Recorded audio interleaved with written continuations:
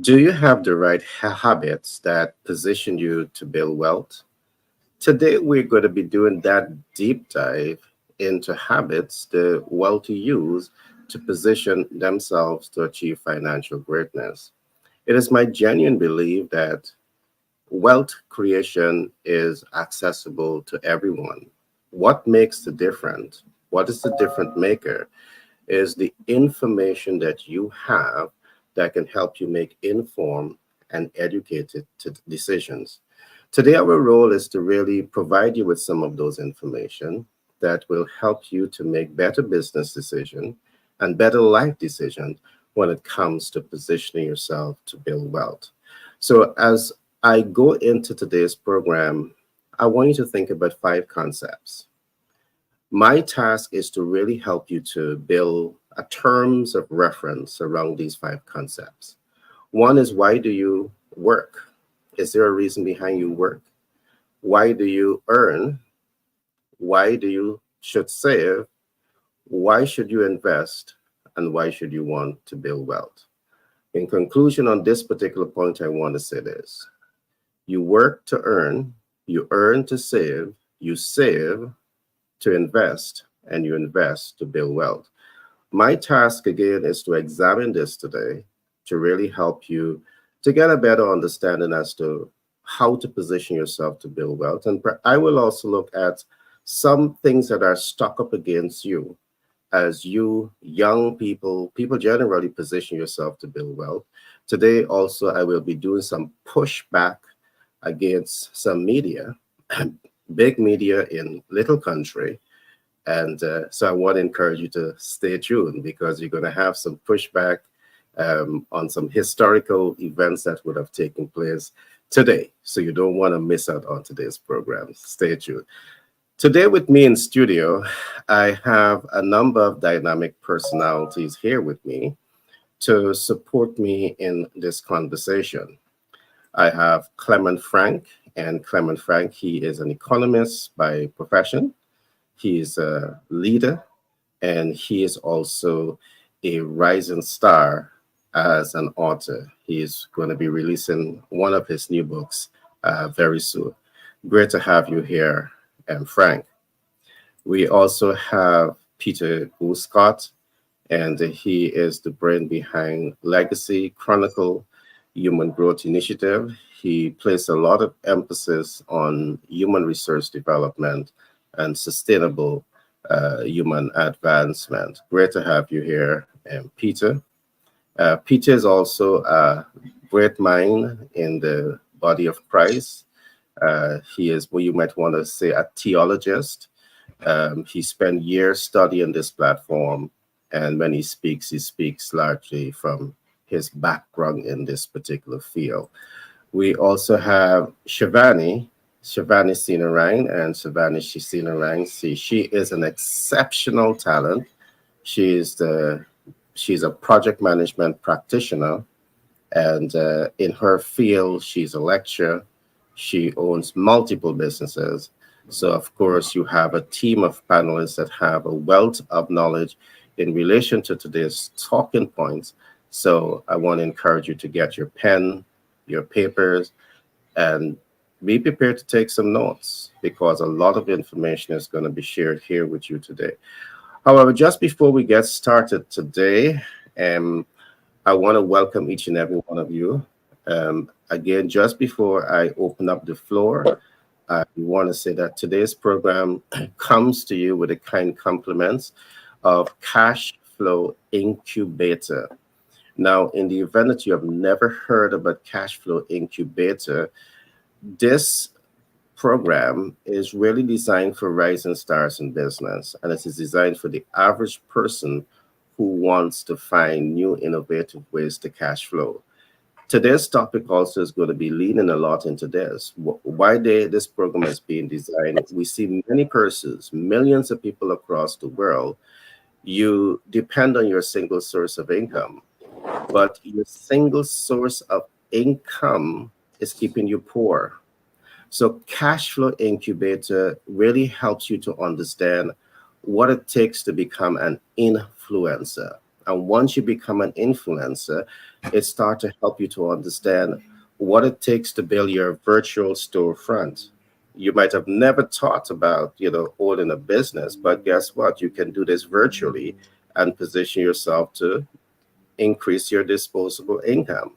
These are things that wealthy people do. You will also be taught about affiliate marketing. That will give you a second source of income.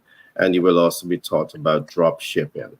So, cash flow incubator will really unlock the stories and the mysteries behind wealth creation strategies.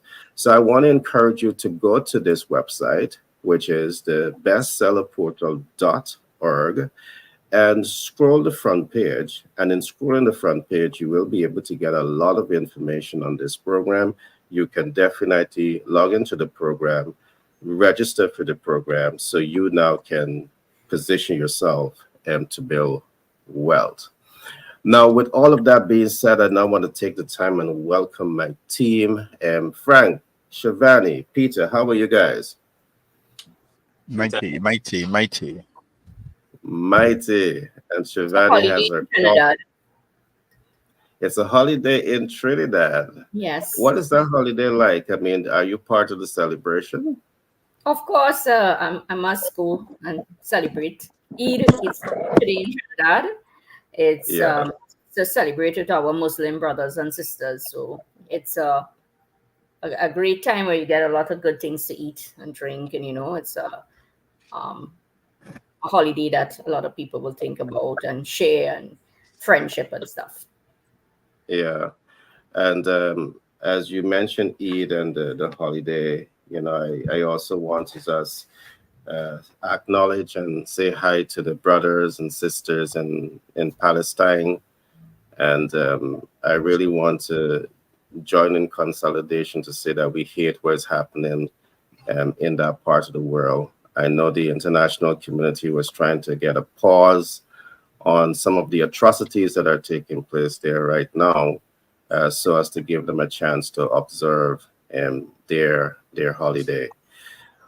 With that being said, any other thing anyone wants to add before we begin to rock and roll in today's program?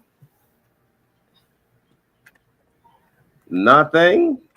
Well, what I'm going to do, today's program promises to be very exciting, largely because I do believe that many young people today, the odds are stuck up against them. Now, why do I see this? Uh, Many young people today, and people generally, they were not exposed to financial intelligence. And you find the information that you have, academically or otherwise, is not really putting you in a position of strength to live the best quality of life because your single source of income is not really setting you up to do that. One of the things that we often talk about in our program is you need to understand the importance of earning. So if you're a young person and you are not earning, there lies a challenge. But as you position yourself to earn, it is my genuine belief, based on interfacing with thousands of young people via a social media platform and in person, that depending on your single source of income is totally inadequate. And I say this against the backdrop too, because what we see is that many young persons, by the time you reach 18, 19, 20, you start thinking about leaving your mom and dad home. And that's not necessarily how we find the wealthy families think. The wealthy family have a close knit community, and this is used as a cushion and a springboard to push you forward towards a fair degree of financial independence. I'll perhaps go a little deeper into that.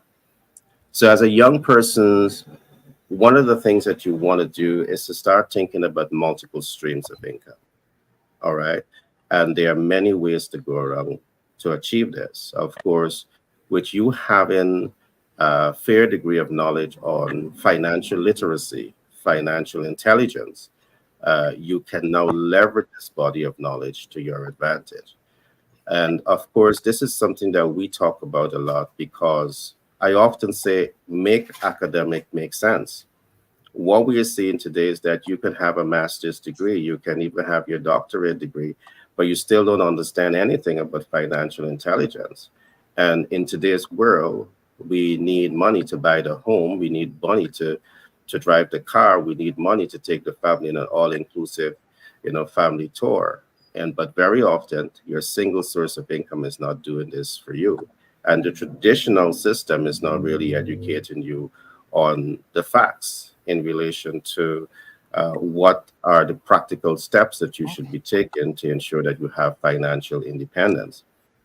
So, understanding financial intelligence and how to position yourself very early in the game to have multiple streams of income is an essential body of knowledge for you to have. Let me break this down just a little bit. On our platform, we talk a lot about doing your income audit. You want to do your income audit long before you leave your mom and dad, because when you do your income audit, there are several things that you're looking at. You're measuring your income against your expenditures. You're measuring your expenditure against your balance sheet. You're measuring your balance sheet against all of your future plans. As a young person, you should be ambitious and have future plans. You want to own your own home. You want to, have your own car. You want to know that you can take care of your spouse, because that's what being a responsible young adult really means. And you need to be thinking about these things proactively. And as you start to think about these things, you start to recognize one, when you do the audit, you recognize that the single source of income is inadequate. So as you look at your future plans now, you start to say, hey, single source of income is not doing it. What I can do now, I can start to think of smart investment strategies.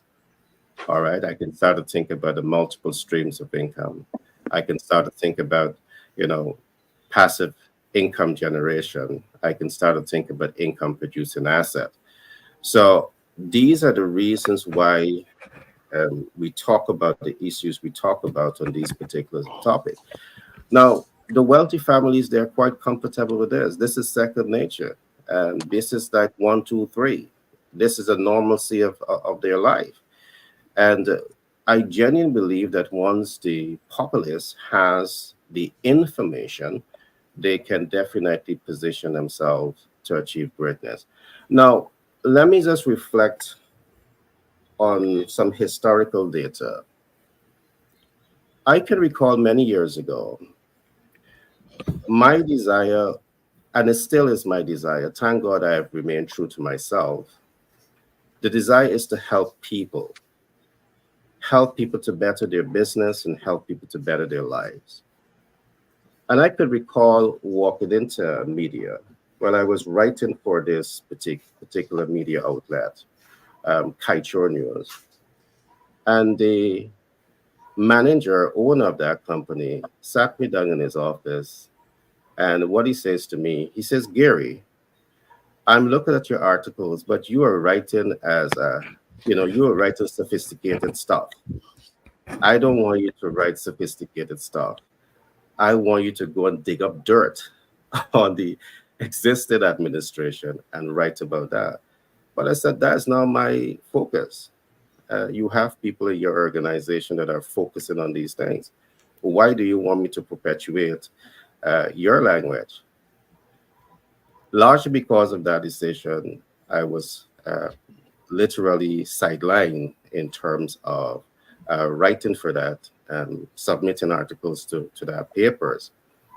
Subsequent to that, what I found happened, because I did not bite the bait to dig up dirt and write on that dirt, instead of give me an opportunity to write content that is going to be educated young people and people generally. What do you think these guys did?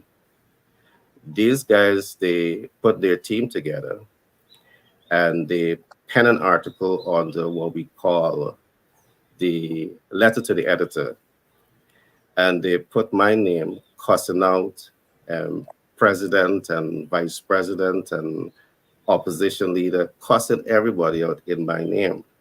So I'm saying all of this against the backdrop that you got to be careful sometimes who you're taking advice from.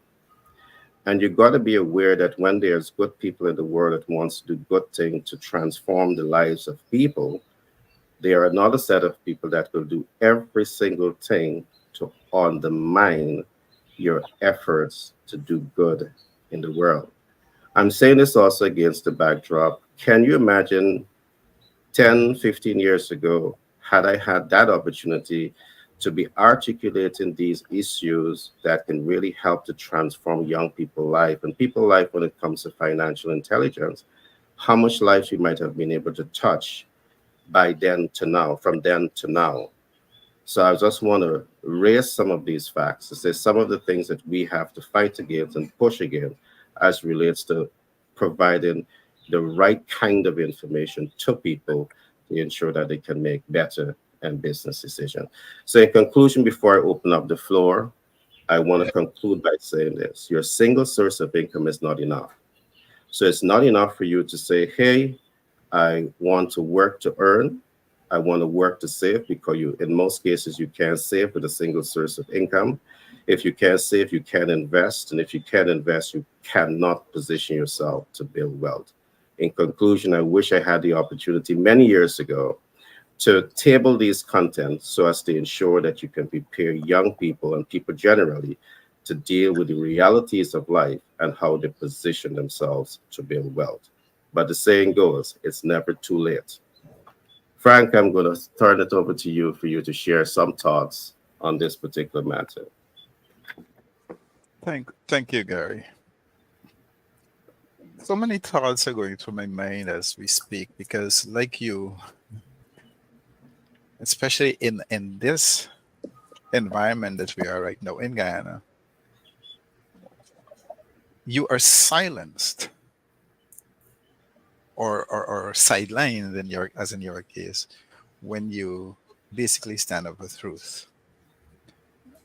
And the thing about the depressing thing about it is that the people who you think are intelligent enough, professional enough to realize that when you do certain kind of job, it must be done in a professional way, and there should be no bias, just because of what people's beliefs are. It's sadly lacking. So one, professionalism is lacking. For first thing, leadership is lacking. Coming from my point, leadership is sadly lacking here. I remembered when I worked with the medical school. It was the school was brought in by the present administration. So they were bringing students from Africa, the continent, from India, Pakistan, Sri Lanka, you name it, they're here. And they're here because they felt that they were coming, most of them was of the understanding that they were coming to the southern part of America instead of South America. So that's the first thing that they were fooled with. The second thing is that the ambience and the environment that was shown on the site when they came was a different story. So I was there and I was like encouraging them and trying to be big brother, father, everything to them.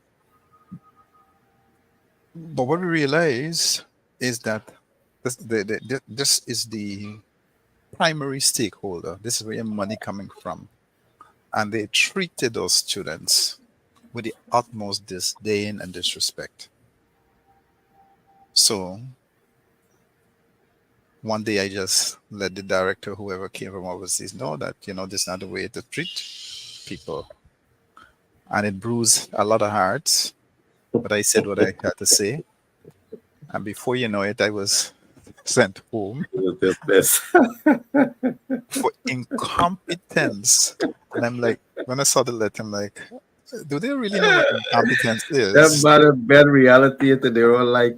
Oh my God. So You see the thing about it, if you don't play for their team, despite how foolish it Yeah, is, I don't mind playing for a team. I can be a team player. But if you're doing foolishness, I'll call you out in your foolishness. yeah, My last name is Frank, and I'm Frank by name and nature. So good. you're gonna tell me thing, but that's just how it is. The Yeah, the thing about challenge. it is there's a lot of challenges.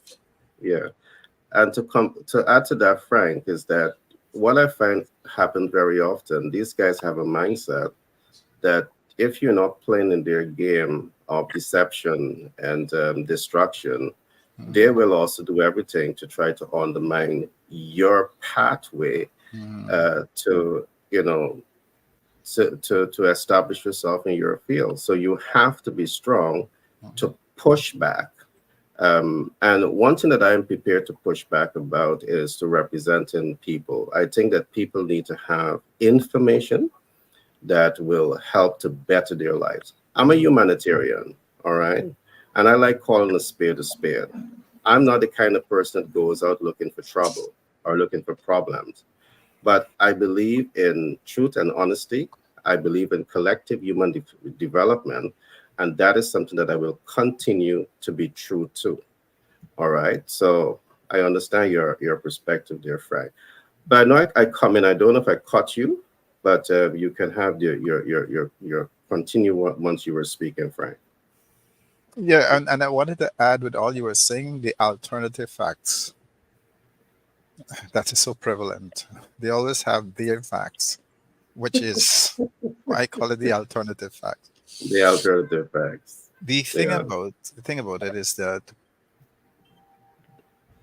I don't know if I'm an idealist, but it seems like the reality of thing is now in society is apart from say do as I say and not as I do, it is just to make dig up all kind of issues and people and stay in you and as a matter of fact, as I said, lack of professionalism. However, despite all of that, we as individuals have a little soul and a conscience that we have to live with when you go home to sleep at night. And I like to put my head down and sleep, even if it don't come right away. But I mustn't have anybody in my heart. And despite what you do, me, I can pray for you because I believe when I bruise my knee for you, things gonna happen. But that's just me.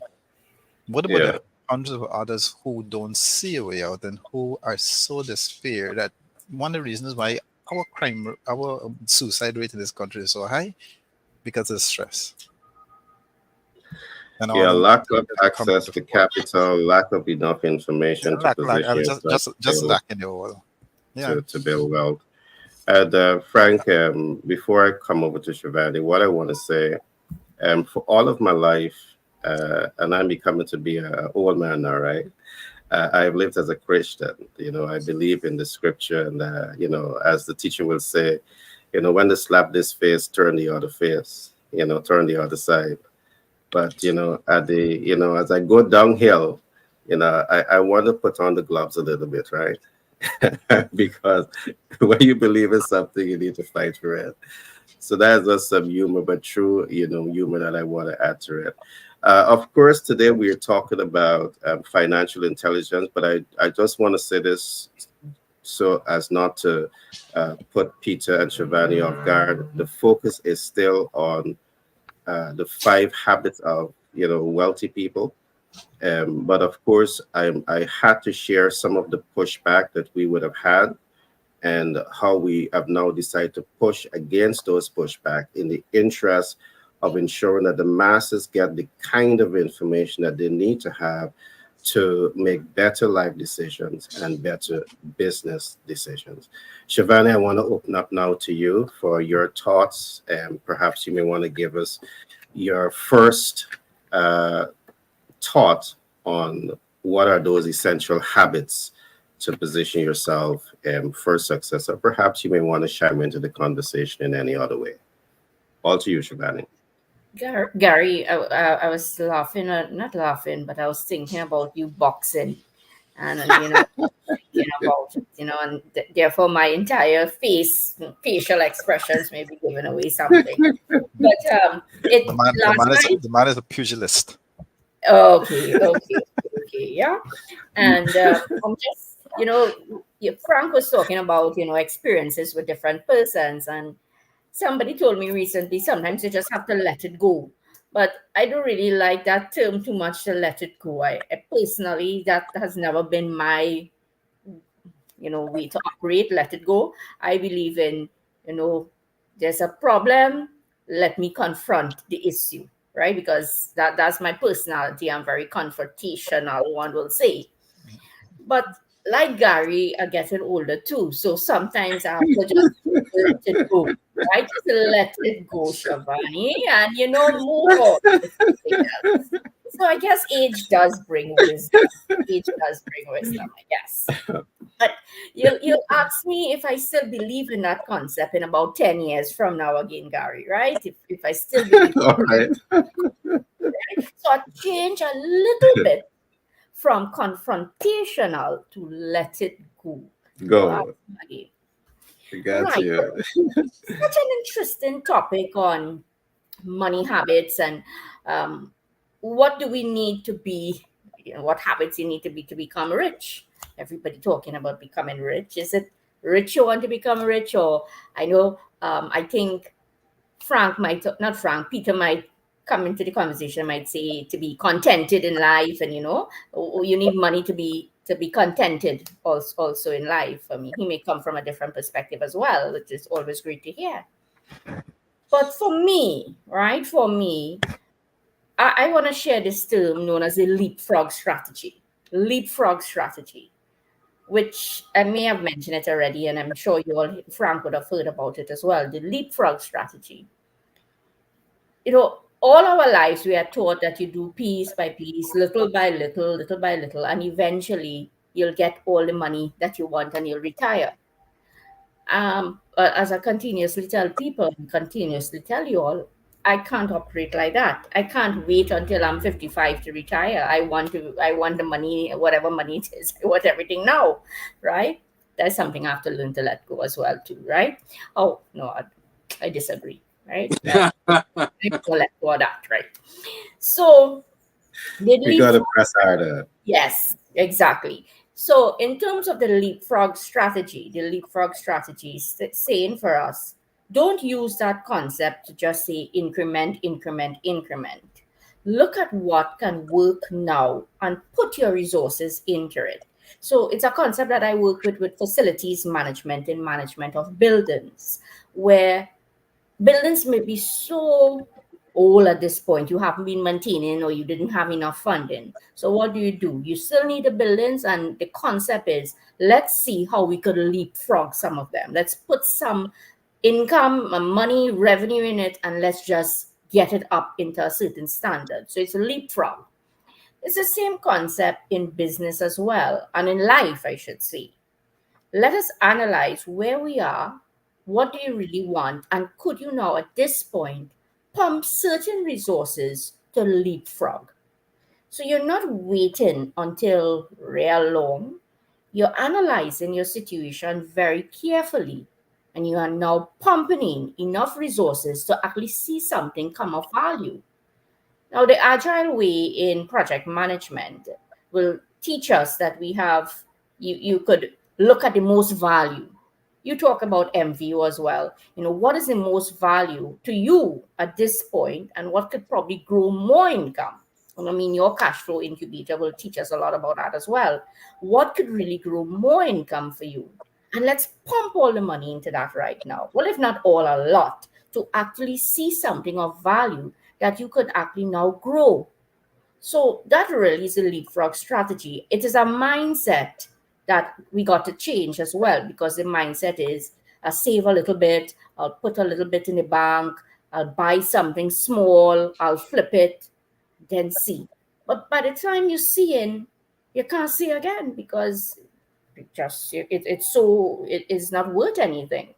So look at what is the most value, and you could leapfrog, right? You jump, you take a big jump, That's a concept that I totally believe in. The leapfrog. I will take I'm into the big wins. So I'll pump in things into big wins.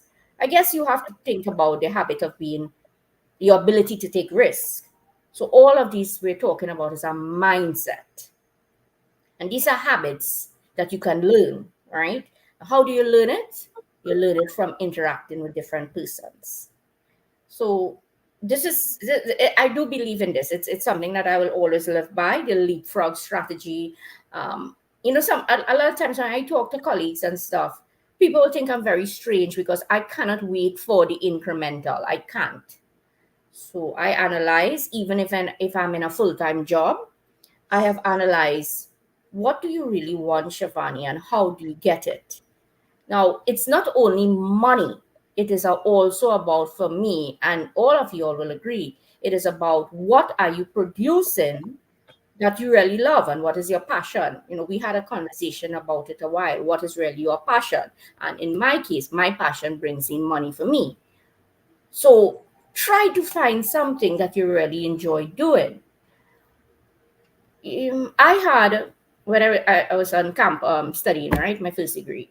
So this about almost 16, 17 years now, my first degree. Well, actually, no, more than that. When I was 19, 20, or about 21, I was in final year. And I remember having this thought that why it is now people cannot, a teacher or a lecturer should come now and teach you differently. They shouldn't have this long way of teaching me, right? I believe in, if you were working in oil and gas or business sector, you just come in for 20 minutes and you share your experiences with me. And that's all that I think would have made me better. And you know what happened? What happened over the years? That was a concept I totally, totally believe in. And it really, if I didn't realize my concept was known as a micro learning. So over the years, that's how I developed into when I teach as micro learning to give people quick information. And because of technology now, I'm able to do that even better through a micro learning platform, right? Through a learning management system. So I'm trying to share that sometimes in life, the concept comes in. It comes in, but after a period of time, and when you analyze it, you'll realize I really wanted this all the time, and I needed to leapfrog it. So I needed to leapfrog it, but then you will also say you needed to know the correct time. So these were some of my points thus far, Gary, and how I would love to contribute to the conversation, which is, you want to get rich, know what it is you want, because you can't just say, oh yeah, I get up in the morning and yeah, this is what I want to do. Sometimes it could work like that as well. But what I realized for myself, I had that thought long time. Now I just needed to leapfrog it properly and wait for, they say timing is everything as well, right? So wait for the time, but don't wait too long. But look We at ain't waiting on we ain't waiting on no time, Shivani. I no time. fall into your boat. We ain't waiting on no time. We Exactly. acted now. You want Um, to know. So I want to chime. Yeah, I want to chime in a little bit to what you're saying. I love what you said, leapfrog, because I love the leapfrog theory. What I'm taking away from what you're saying, when we line up the leapfrog to the income audit, the leapfrog really tells you how to achieve the objective faster. Mhm. Just let me try to chime in a little bit to what you're saying. When I hear leapfrog, what I recognize also is that the average person do not know what they do not know. Mhm. So what you need to do to leapfrog is to get the mentor on your side, the right mentor. Shivani can do that for you. To get the right coaches on your side, Frank can do that for you. To get the right, sponsors on your side. Perhaps Peter would want to sponsor you. To get the right supportive community on your side. And can literally set the stage to help you to achieve the objective that Shivani is talking about. And that is, instead of waiting 10, 20 years to get to that point of achieving your targeted performance outcome, with the right mentor and coach and support system and sponsors around you, you can perhaps get there in 5 years. You perhaps get there much faster. And this is what Shivani is talking about. It's about who is mentoring you, who is coaching you, who is advising you, who is sponsoring you, your supportive community to get you there. I'm happy that you talk about that, Shivani, because when you do the income audit, it helps you to immediately see the income gap that you have when it comes to achieving your dreams and hopes and aspiration. And the myth that we have to stop saying is that you can work your way to wealth. For the majority of people, they can do it. And I'm saying this based on facts. I'm saying this based on data. And the majority of people cannot save their way to wealth. So you cannot say work and saving is the beginning and the end. You have to talk about your investment strategy. So I've loved that you have made those points about leapfrogging. And to me, it makes a whole lot of sense, Shivani. Instead of you are trapped in the, or let me put it this way, I want to encourage young people and people generally to position yourself to start thinking like the wealthy people. They are critical thinkers. They are constantly sitting and asking themselves, how can I achieve exactly what Shivani said? How can I leapfrog from where I am here right now to where I want to be tomorrow? So they're going to invest in relationships. They're going to connect with the right people in order to help in that leapfrogging process. Shivani, that was a beautiful share. Love it. I'm going to come right back to you shortly. But let me hear from Peter a little bit on this concept of 5 steps that wealthy people use to position themselves for success. Hey, Gary, and it's always a delight to be here with the team and to see how much we can contribute to the individuals who come here as a place that they can observe, not just to observe, but to learn, to pick up pointers. So practical. Hello. It is always a delight to be here. But as we speak about the habits that are connected to money that will attract, because we do know that money is an attraction by the quality of service that we present to the marketplace. The more valuable the service that we present to the marketplace is a greater value on the money that we attract into our lives. So the habits that I would encourage our listeners this morning comes from three concepts that we our master program in our personal life master plan program. Human development is something that our personal life master plan is. It's the base, and for individuals to understand how they're going to grow and how they're going to serve and how they're going to grow humanity, how they're going to impact humanity. There's just three basic concepts that we deliver to individuals, and we try to get individuals to understand also that life is not just about them, but life is a legacy. Life is about passing on something to the next generation. And that's in itself is a concept that we realize that there's so much money in our world. The amount of money that is circulating in our world could solve the world's problem 10 times over. The amount of money that is circulating in our world right now can solve the problems of the world like that if we change a few things. And one of those things that I think that we ought to change is we have to think generationally. We have to think in terms of legacy. What is it for the next? So like here in the United States, I'm just highlighting a few problems that I see that is, well, here in the United States, we see so much irresponsibility, where politics are concerned. Um, $33 trillion in debt, $33 trillion in debt, and no responsible leader is taking it to task. Well, I won't say no, that's too broad of a statement.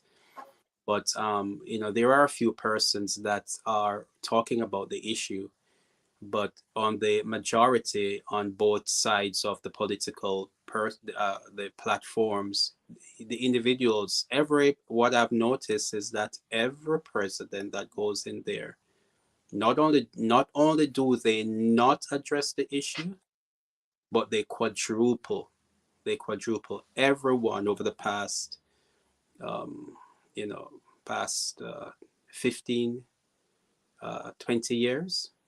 Yeah, they have quadrupled the debt to what it is today. But I'm saying all of that because it goes into the habits. And I think generationally, then we have to think about the three things, three basic concepts. And what is a story? What is a story will you be remembered by? Everybody has a story that will be told, and we're telling that story, and everybody has a character, how you will be remembered.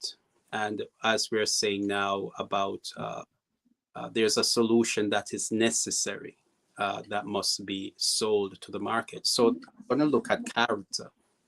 All right. So everybody has a character. So you have a story, character, and you have a solution. But within the character, you have to decide just about any movie or a book that is distributed in the marketplace. There is a main character. So you have to decide who is the main character in your story. And a lot of times we realize that people allow other things or other people to become the main character, or they allow the crisis to become the main character in their story, or they allow some person who is victimizing them to become the main character in their story. But what we're saying, Um, Peter, not cutting you, but you're making a very strong point. There are many persons that might have asked, "Hey, why you didn't respond, immediately to the attacks that was labeled at you by Kaitro News?" Um, but you see, the exact same point that you're making. My focus at that time was identifying ways to generate multiple streams of income. mm, My focus at that time was clearly identifying how I'm going to create the environment to make life sustainable for me and my family. So I could not have allowed anything to distract me right? from my path at that particular time. Now that I've laid that foundation, well, as Shivani said, I'm going to put on the gloves and I'm also going to do some shorter cannon thing too, right? So you're right with what you say. You have to be focused because sometimes the attacks that comes at you is is to distract you. You have All to choose right. battle. People are highly aware that what you're doing is going to be transformational. And part of their agenda is to come at you, distract you, so you lose focus. So you're making a very important point there, Peter. Go ahead. Yeah, you have to choose your battles because it's not every battle. It's not that and I'm also agreeing with Shivani because it's not every battles has to be fought now. You have to gain, the higher ground by which you would know that once you are going to fight that battle, you're going to win. It made no sense to fight a battle that is going to be dragged out.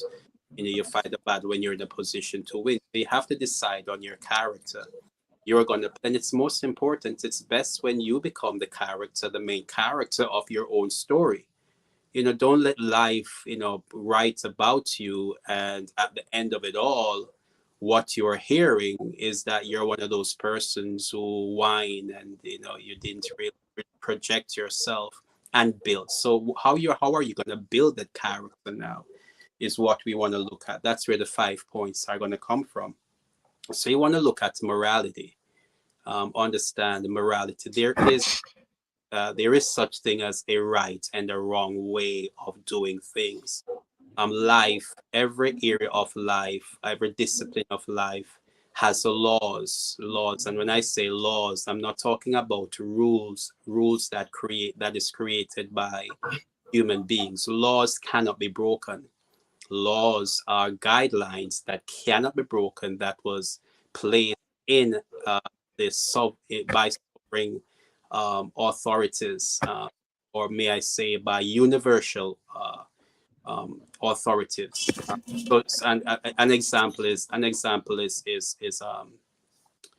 An example of law of a law is gravity, right? Gravity is not something that we can decide today that, I no longer believe in gravity.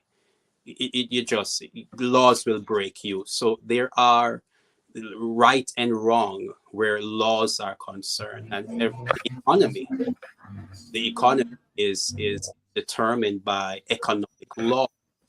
And so when we decide that there is a sense of morality, I have to choose and I have to know that I have to abide by certain set guidelines and principles. And I'm going to stay on the right side of those guidelines and principles. First thing, as a character, you want to do if you're going to be successful in attracting what we're talking about, money, then you have to develop trust. And trust is one of those equations that if you do not have that, if you do not fall on the right side, then nobody is going to pay you much attention as you're entering the marketplace. You have to observe morality. You've got to practice wholesome morality because you want to build trust with people. And then the next character, that's the next habit that you want to work on is your mindset, because it's not what it is really how you see it. Because most times, most of what is happening in our world today, or what is happening in our lives today, is dependent on perception. No matter what it is, you can have a bad situation, but then if you have the right perception and the right attitude toward it, you can flip that thing upside down and it become the greatest that has ever. You will even be thankful that that thing happened to you. So the right mindset is something, if you're going to build and you want to attract and you're working on your character, the part you are playing in your own story, you got to work on your mindset. And then you want to work on your markets as well, because there are a certain amount of people out there. When after you develop your morality and your mindset, there is a certain amount of people out there who you will have to serve. You are designed, you were birthed, you were born, you were given that place in life to serve a particular number or a particular group of people. And those people are your market. Those people are the ones who are praying right now, asking for a solution. And they are the ones who are saying, if you don't get up and produce and give to those people, then nobody else can do it the way how you can do it. So you have to practice, how are you going to connect with those people that, are waiting, so, longing to find your product or service that you are designed to present. And then you want to develop your mission now, because your mission is going to craft how you're going to really connect with those people in a meaningful way. You're going to design all the particular portions of your service to serve those persons within the market that you are so empowered to do. And then you want to work on your movement. You're going to make a build. You're going to build a base out of your market. You're going to attract that base who are so loyal to what you do, to what you're presenting, to the service that you're bringing to your community.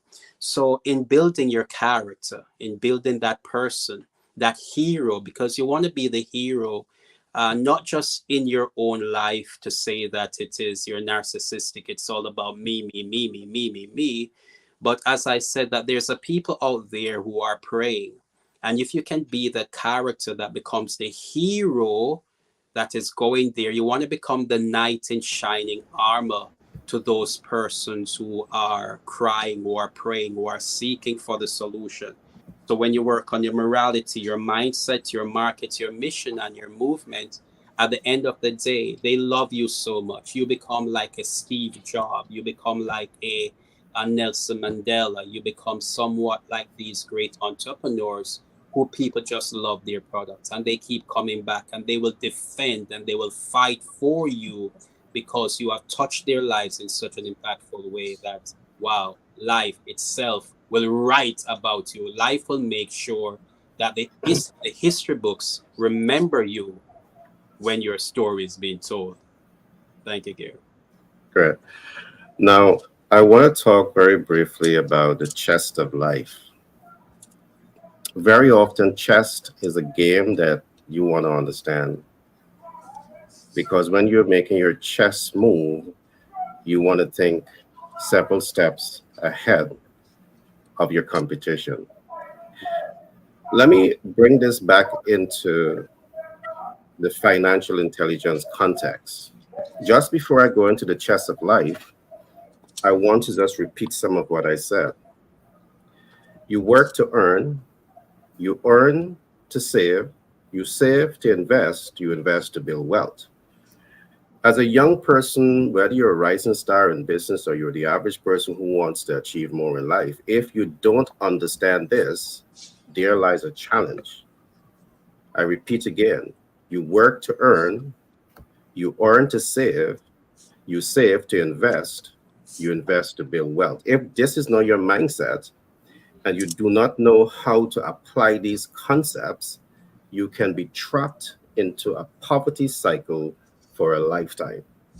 Our mission here as mentors and as coached is to, as a support community, as a sponsor, because we can do all of these things for you, is to provide you with the right content of information that will help in your transformation. Now, let me say a couple of mistakes that we see a lot of young people do. I wished I had the opportunity to say this, but today, just before I get into this, I want to say hello to the over 30,000 persons who have supported this platform in over 50 different countries. I want to give you a big shout out and say thank you from the depths of my heart for supporting this platform. Now, let's get into it. The reality that we are seeing on the ground is that many young persons who step away from mom and dad, that was the first wrong chess move that you played. The first wrong chess move that you played.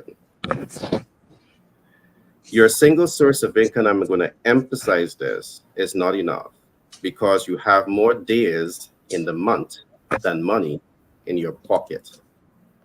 So that creates a challenge. You make the wrong chess move.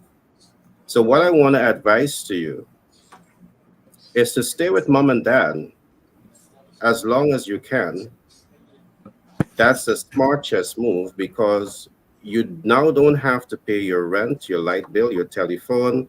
You don't have to pay all of these different bills. Guess what you can do with that? That's your savings.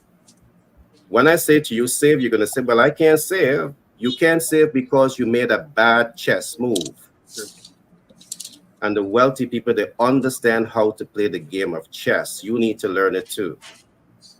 Stay with mom and dad as long as you can. Save as much as you can. And when you're making the next chess move, you want to buy income producing assets. If you don't understand the logics of what I'm saying, you're going to undermine your play for financial independence. Again, I'm going to advise you, do your income audit analytics before you leave home. It might scare you when you do the check because you're going to say, hey, if I leave my mom and dad home, I have monthly debt obligation. Can I reach it? Do I want to remain on that paycheck to paycheck cycle? Is that the quality of life that I want for myself and my spouse? Here is where critical thinking is necessary. You want to position yourself to be a critical thinker. You want to know that you can think through and see through. And because you're thinking ahead, you're seeing beyond problems, you're now able to take informed action to achieve a desired end result. So you want to be able to make the right chess move. In conclusion, I want to say, because I want to turn to Frank now, on this platform, you have the right mentors, you have the right coach, you have the right sponsors, you have the right supportive community. Because sometimes getting this right is what makes the major difference in your life. We're not going to be like the leaders who are going to see young people with potential and try to mislead them, like some folks would have tried to done to me.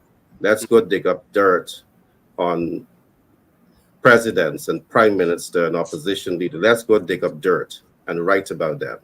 That's not my style. That's not my cup of tea. You fight your fight. I fight in my fight of human resource development, collective human resource development. If you got a problem with that, that's your problem. You go fight your fight. But then to slander somebody's name by writing an article and putting their name behind it, I think is the most distasteful act that any human can do to another human. Is this distasteful? And I want to be on record of saying this. Yes, I'm pushing back against some of the utter atrocity and nonsense that was perpetuated. Why? Because you believe that someone didn't have the voice to push back. However, last advice to young people, understand how you're making the chess move. Perhaps this is a chess move here. Take the time and understand how to play the game of chess of life. Because the last thing that you want to do is to make a decision that is going to come back to hurt you. Surround yourself with mentors, surround yourself with the right coach, surround yourself with the right supportive system that can help you to make the right decision. I must emphasize this also on this platform. Remember, if you're in the United States, 50 states, so you need access to capital, we're able to help you to access capital, whether it's debt, equity, credit, creative financing, or hard money lending, or equity financing. We can help you obtain that. Along with that, you want to grow and scale your business. We have the right support systems in place to ensure that you get that type of support. So I'm going to pause here for now, and I'm going to just ask Frank to chime in. Time flies so fast when you're having fun. And I really recognize that there's so much more. I have to develop a second program where I'm going to go deeper into these concepts that we look at today because we really didn't do much justice to all the talking points. Time flies. But I promise the audience that I'm going to do a deep analysis into these critical areas that would have covered. I will also continue to talk about some of the pushbacks. That's going to be perhaps a major chess move. But that's it for now. Frank, what are your thoughts? Hey, good. Um, I was listening to you and the others, and I had to smile for many reasons. For the boxing. But Yeah. the boxing.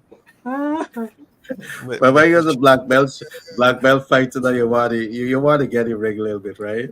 but I must caution you, Gary, that you went into defensive class not to be attacking, but to defend. No, we're defending. We're defending. We're not attacking. So you don't go We, punching out but anybody you know, we are right? defending too late, Frank. We're defending quite a number of years after. Yeah. Well, the good thing about that is that the years bring experience, and it mellow you You got it. like how it has mellowed Shivani. Let's So she call it said, let's call "Let it a it go, strategic, Frank. let Let's it call it a go." strategic chess move, right? Shivani has played chess. I remember earlier learning to play chess. Uh, you The know, old Okay, years, right? Giovanni. yeah, I'm in a all chess right, club right now. yeah. But the thing about it is that Peter is a good chess player, so he can teach you some strategic moves also. Real Yeah. determined. Real determined. I think I can beat it. But I want to just share Peter gonna something that. calm us down if you get too hyper. Mhm. That's the importance of team dynamics, right? Yes, that is it.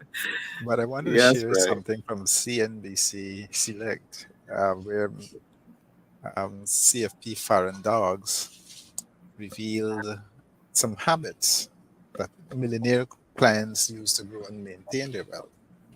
And he said that each one of us starts out with a unique set of advantages and disadvantages, but self millionaires are people who reach high levels of wealth without the help of a large inheritance or trust fund. Self made individuals start from scratch and build their wealth over time, beginning first by mastering basic money skills like budgeting and moving on to saving and investing after that. He went on to share some habits of how um, wealthy or the wealthiest self-made millionaire clients have incorporated into their financial life that all of us can can can can do also. And the first one he speaks about is the avoid debt. Now, I know this can raise have some ire, but there, if you can avoid it for as much as possible, avoid it. And the thing about it, it may seem obvious, but if you dodge any debt, it's certainly a habit that can help your overall financial picture. Outside of mortgages on their homes, Mondag is saying that his clients make sure to reduce and limit all debt. And if you want to build wealth, you can't waste money on paying interest on consumer credit, such as credit cards and even car loans, because most credit cards charge notoriously high interest whenever you carry a balance. Prioritize paying these balances off in full every month and on time to keep a good credit score. Only charge what you know you can pay off and avoid store credit cards in general, because these are known for having low credit limits, high interest rate, and limited usability. The other thing is that they buy their cars and plan to keep them long term. For the most part, cars depreciate in value the second you drive one off the lot.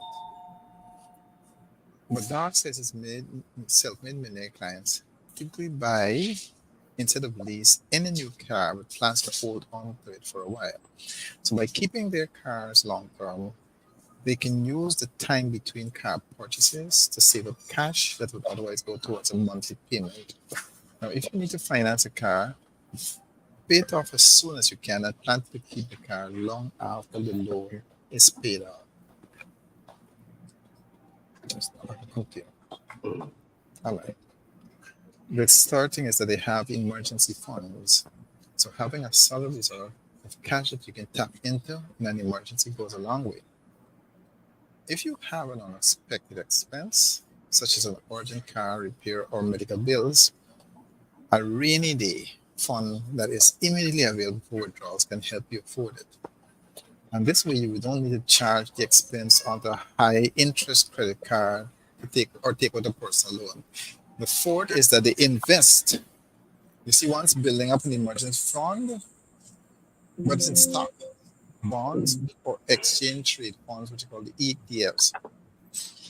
It is suggested that setting up a monthly or bi-monthly automatic transfer of cash from your checking account into an investment account.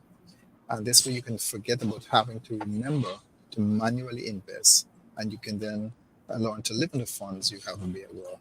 The fifth one is they take advantage of everything their employer has to offer.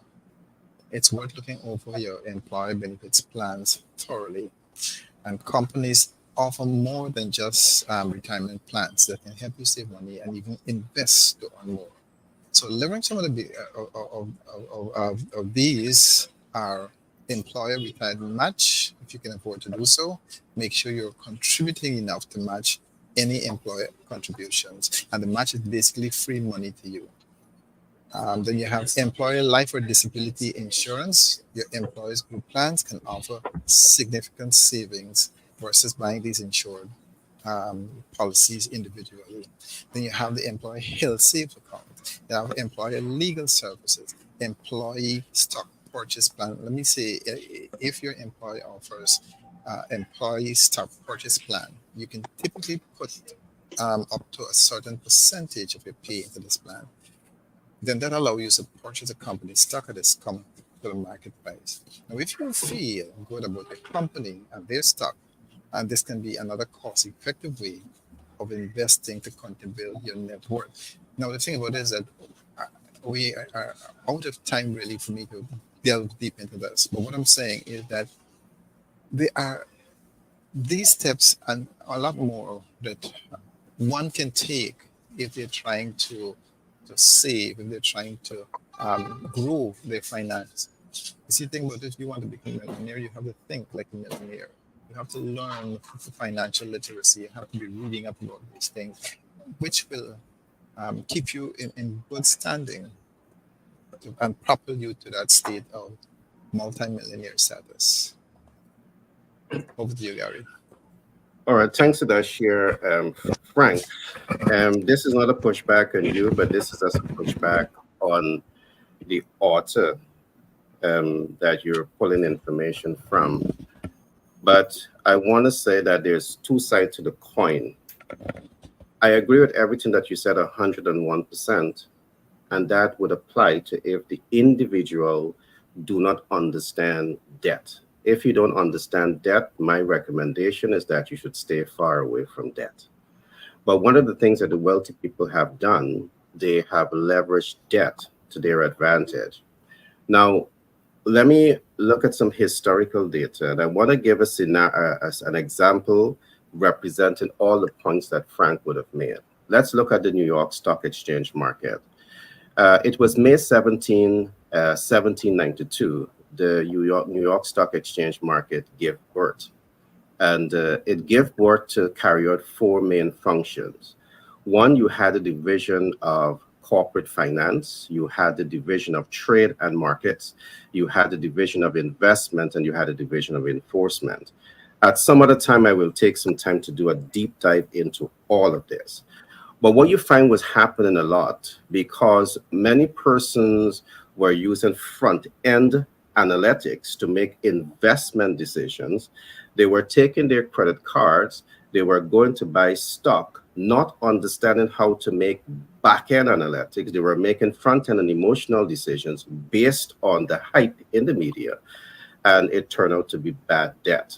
So largely based on the fact that you have hundreds of thousands and millions of people who were taking credit card and they were using credit card to buy stocks and bonds and mutual funds, and they were literally destroying their FICO score, is one of the reasons why the points that Frank would have made needs to be fully understood, and I agree with it from that standpoint. Those people did not understand how to manage debt. On the other side of the equation, you have those who understand debt instruments. For example, if you're going to buy a car, you can buy a car as a liability or an asset. Frank is right. Car, from the time you purchase that car, it becomes a depreciating asset. But guess what? That depreciating asset, if you know what you're doing, can be an income producing asset that is offsetting the principal balance, it is offsetting the interest rates, and it is leaving disposable income in your pocket. The flip side of this, you also have other forms of income producing assets that once you know what you're doing, you're taking debt and you're leveraging debt into the right income producing assets. And guess what? Those income producing assets is offsetting things like the PITI. What is PITI? Principal and interest, tax, and insurance. That applies to real estate. All right. And it offsets all of this cost and still leave massive amounts of monies for you. So this is the equation, and this is the kind of knowledge that we believe that people need to understand. If you want to position yourself to build wealth, you need to understand this side of the equation. This is where the risk lies, but if you are critical in your thinking and you're able to analyze what you're getting into, you know how to navigate the process, here is where you're going to win. In conclusion, just before I want to come to Shivani, I don't want to be too long-winded, but this is not my time to speak. What we advise a whole lot, when it comes to understanding money and how money works, when it comes to understanding financial intelligence, I continue to emphasize this. It's not enough to understand financial instruments, debt, equity, credit, creative financing. I can go on. It's not enough to understand how to access. It's not enough to know how to leverage. Because if you don't know how to leverage, it's where the greatest challenge lies. You don't take debt according to what Frank is saying, and you don't know how to up-level it into the right income producing asset. You're going to lose here. But There's four equation here, and you could win at all four of the equation when you understand financial intelligence. The last play here is debt mitigation. The average person we have seen, you don't understand debt mitigation. And this is how to manage your debt life cycle, how to manage your debt costs, how to exit your debt portfolio early, how to up level the equity into other income producing stream. Debt mitigation really gives you control over the cost that you pay for capital. This kind of information, you don't have it. Our role here, and of course, we can give all the information on these platforms, but when you come into our supportive community, we spend a lot of time ensuring that you have this type of information. So, Frank, you are not alone. You have Dave Ramsey, who is a guru in the debt management, and I respect him a whole lot. I don't necessarily agree with all the things that he said, but he's with you 101%, and he got perhaps over 1 million persons who are on his platform, and he's well supported, well established. So that's one side of the coin. I tend to just have a different view when it comes to wealth and creation. I'm going to side with Shivani a little bit because I want to attain it faster. I want to leapfrog, and sometimes when you want to leapfrog, you have to take the debt, but then don't go and do it stupidly. Don't make a bad chess move. Ensure you understand the chess move. And the way the chess players play, they know 5, 10 moves that they want to play before they make the first move. So you got to understand that. But I love to share, Frank. You're perfectly correct. If you don't know, don't take debt. I'm going to come with Frank and say this. If you don't understand money and how money works, stay far away from that. Stay away from it. But if you want to move fast, you want to leapfrog, take the time to learn it because you have some possibilities there. Shabani, all to you. Thanks, Gary. So we're discussing habits, and Yep. Peter just triggered in my mind the importance of your character and building your character. In project management, we want whatever. So this is a project, you want to get money, you want to get rich, whatever in business, right? You will have your timelines, your operations, everything like that. But one of the biggest point in order to do anything as a project manager will be create division for people to follow. So how do you create division for people to follow? People will only follow you if they understand your character as well. So what is the narrative that you are really building? So take time, as you said, it'll take too long, but you have to spend some time in building your narrative, right? So as Yeah. a project manager, and I have learned that over the years as well, if I am doing something, people need to trust me. So, how do they see me? I need to personify myself more. I need to show my personal story. And I've learned this, it triggered again in my mind over the years that we've been discussing with Peter. It's more than almost a year just now we're talking, right? And Peter will talk about their story, tell your story. And it's a very, very, very important point. Everybody got a story. I am running a project. What is the story that I want people to remember me by? So even in my lessons learned now, it's a story that I'm telling. It's a narrative. But we need to focus on this a lot because to really grow and make money and become rich, as what we're saying, we need to firstly know what are we putting out. And remember, it's global now. Everybody could see wherever you are in the world. You could just jump in a plane at any point and you go, come and meet you in Guyana. So it's very global. It's a very connected world. So telling your story is even more important because you are telling your story to a very global world. You're a global citizen, as we say. I don't consider myself as a Trinidadian alone. I'm a global citizen. At any point, anyone can see me. And how do I contribute? So, building your character, we also have to know in terms of speaking, how do you want people to view you? You have to respect, right? So, we're not coming across as our individualistic way alone, we're coming as a collective way. So I see that point you made, Peter, as a very, very crucial point as well, and that's what I wanted to really take from it and to wrap up my point. Yes, leapfrog strategy. I believe in that constantly. But sometimes you're looking for an idea, right? And I look at design thinking for this because that's my specialty as well. Design thinking, how to generate ideas and how to improve businesses. You use that concept.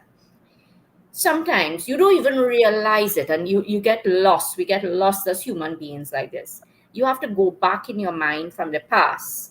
And when you go back in your mind, you realize that, this is something you thought about a long time, but you didn't know how to materialize it. You didn't know how to leapfrog it.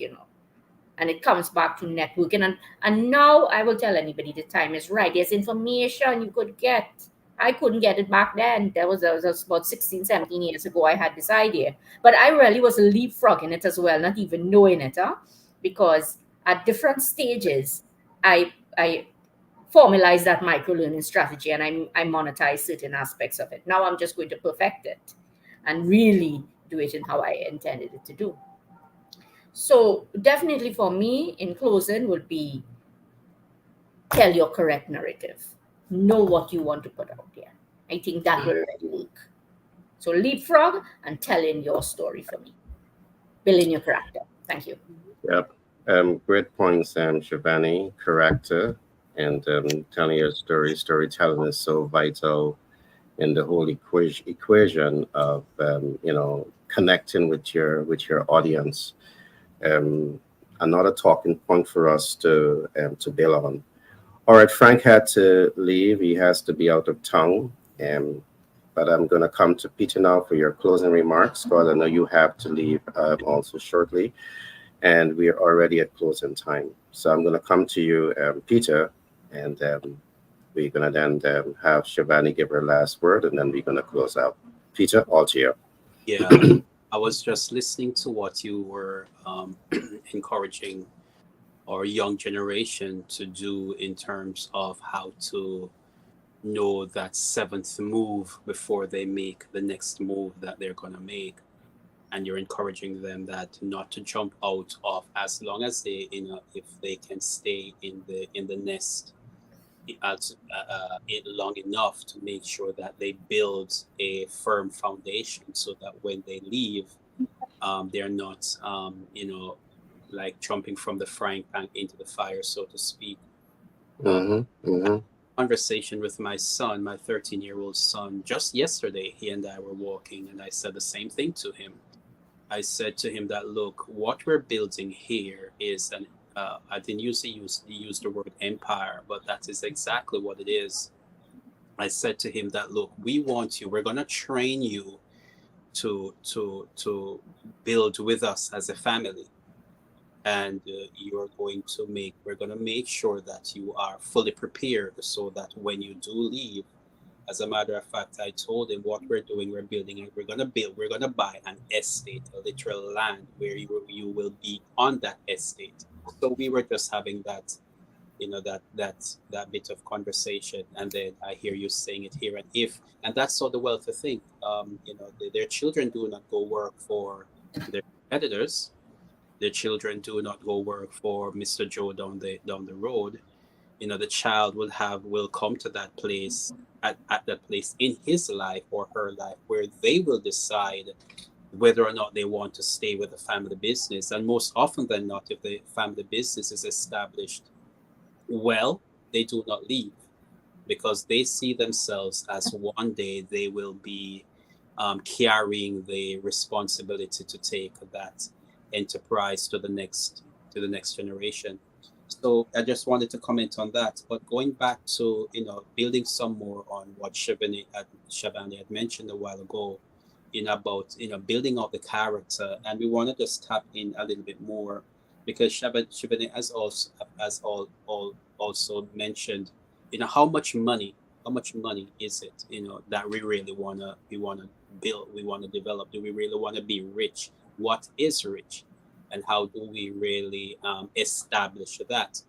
But I think it is written in how much money is written in our two things. I think you everybody has a certain taste, and that is what I was also saying to my son yesterday. Everybody has a taste. Your life has a certain feel of what your life ought to be. Your life, you have a certain taste in life. What is your taste in your tongue where life is concerned, that's the place that is you. So when you're going to purchase a car, my taste is not, yes, I will buy a Rolls Royce, but not for me. Because for me, a Rolls Royce is too flashy. But I will buy a Rolls Royce because of the kind of customers that I'm going to serve. So I will buy it for them, but not for me. But there's somebody else who'll feel comfortable in a Rolls Royce. So the question is, what is your taste? What is the character, the flavor of your character that calls your character? You are just there is no there's no one that can compete with you when you are in the zone of your character. Now that is going to be determined by your mission and who the persons are that you are serving. So when you have decided who you are going to serve, because the end result, as Chevrolet will say from time to time, it is a little bit selfish in the sense because you are serving people because you have a need in your life. And so you're serving people in order so that you can meet the need in your life. So what the end result is, it is in your best interest to do certain things because in serving others, you are also serving yourself. So the final thing is that what is that thing that is going to cause you to feel worthwhile at the end of the day when you're in the box, you know that you did it well for them, but you also did it well for yourself. So who is it that you're going to serve? What is the quality of service that is necessary for you to serve those individuals? Number three, how many of those individuals that you are going to serve in order for your business to be viable? Number four, what is going to be the cost so that after you have served them, there is enough left for you to have the quality of life that you want to have at the end of the day. And now that quality of life, it could just be that your quality of life, you want to own a yacht. It could just be that you want to own a private jet. It could just be, but then the issue is how much people will you have to serve? What is the quality of service that those people need? What is the cost it's going to be for you to serve them, for you to have enough left over for you to supply the taste that is on your tongue that is relevant for your life? So those habits are so much important when you begin to analyze and begin to look at them and see yourself through what you want to be and how many people you can impact to do that. Those are the habits that will enrich our community, I believe. Well, those were some good points. The way that I'm going to put it, I think that everyone has their ice cream castle or chocolate castle. Your role is to really understand which one of these castles that they are most aligned to, and ensure that when you take them into the castle, whether it's an ice cream castle or a chocolate castle, you overwhelm them Yeah. because you understand who they are and you build out your MVO, Mhm. minimum or most viable offer, to not only reach their expectations, but to go above and to deliver value above and beyond their expectations. And what I also take away there that you're saying, Peter, you know, serving humanity is the highest service that we can ever do. The moment you take the ability to serve humanity out of the whole equation of service is where a whole lot go wrong. Mhm. But what I'm praying for in the world is that we can have more great leaders Right. that are truly serving in the interest of uplifting collective human interests, not selective, collective human interests.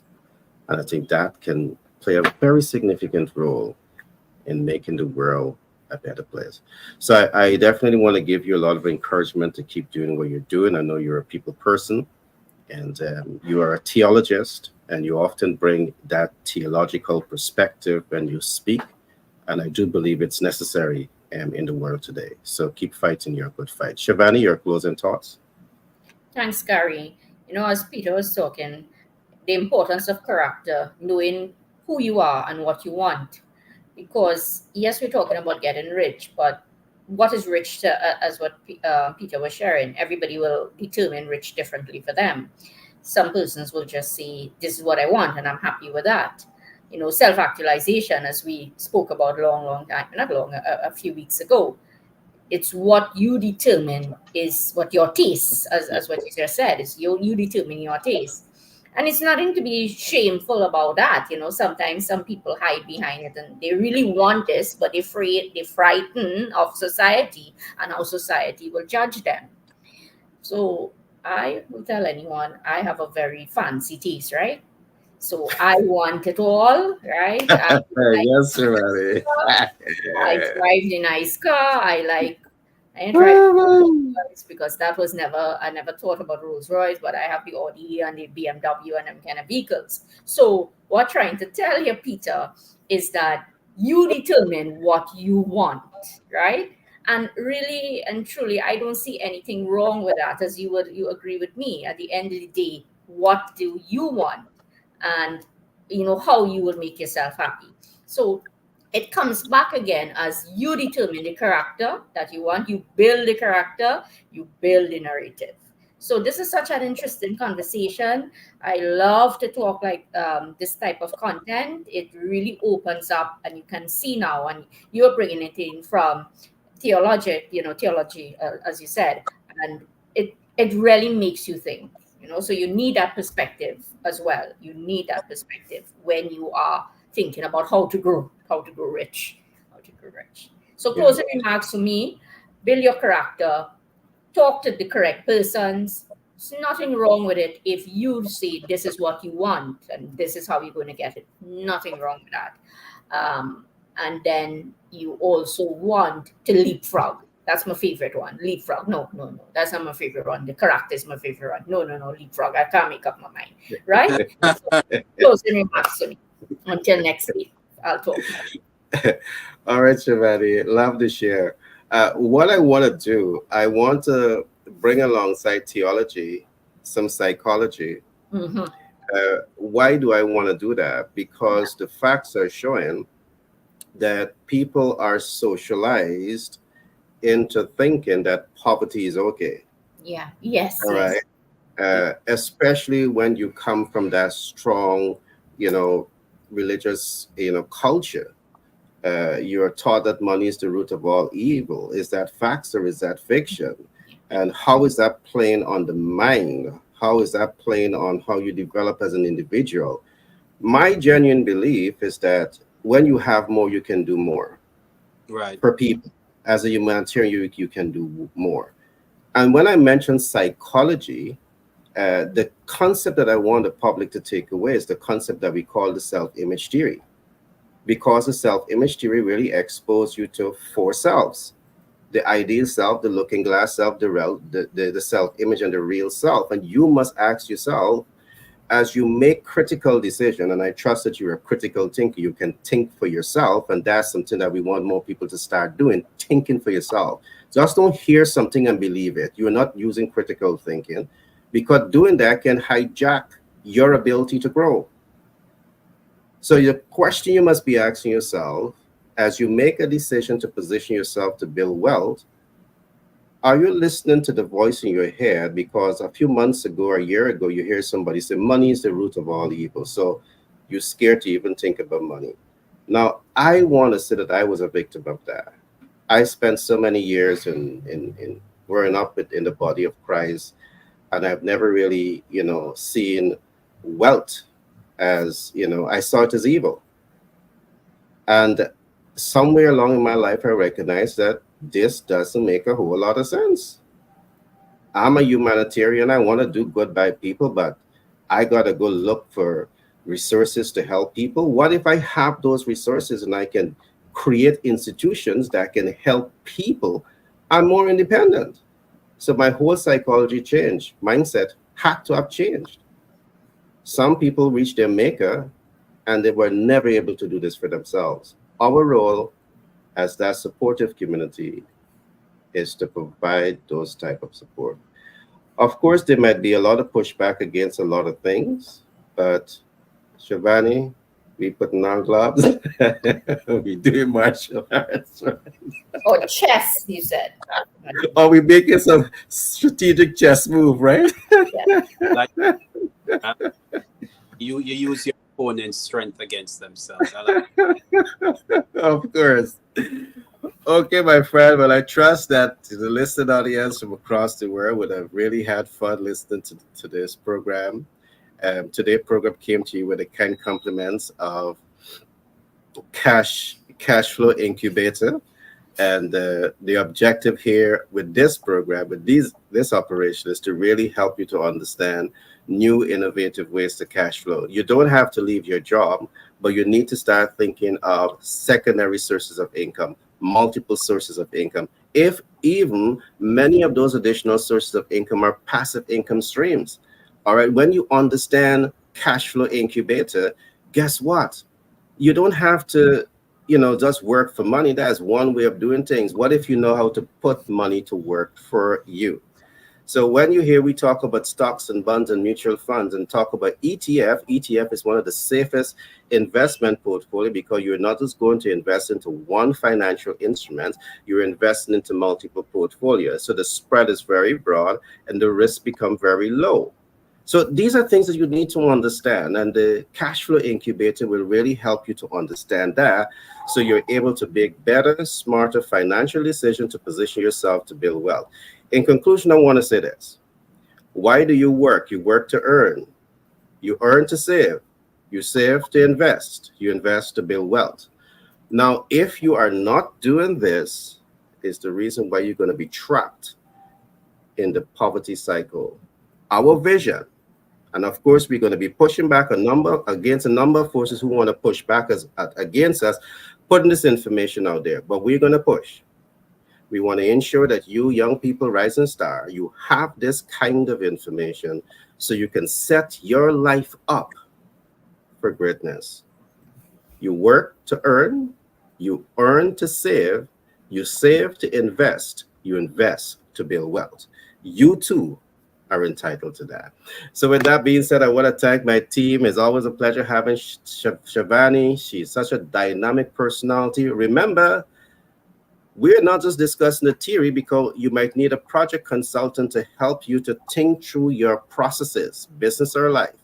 Shivani has a lot of experience in this field. She's worked in the oil and gas sector. She's a lecturer at one of the top universities in the Caribbean. She has two companies. She has a team behind her. So you have Shivani as a go-to person to get the support, the mentorship, the coaching. You have Peter here with you. Peter is a theologist, but he's a humanitarian. He's also in real estate. I know he's doing a massive job right now in the New York area in terms of helping people out of their challenging situation when it comes to real estate. He can also mentor and coach you in more ways than the other. Well, I wear many hats, so I mean, you got Shavani in there, right? So I want to encourage you to reach out to us. We are a supportive community. We are not going to be the leaders. We're not going to be the wolf in sheep clothing. We are going to be the leaders that wants you to achieve your greatness. And that's the kind of support. Anyone that knows me and is going to speak honestly about me, they will tell you I've always been a humanitarian. It's not today or tomorrow. I have always been this. And that's something that I'm going to fight for. The gloves is on, right? Martial arts is on. So, so I want to say, Shabbat and Peter, do have a great rest of the day. And look forward to doing this again with you very soon. Do have a great day.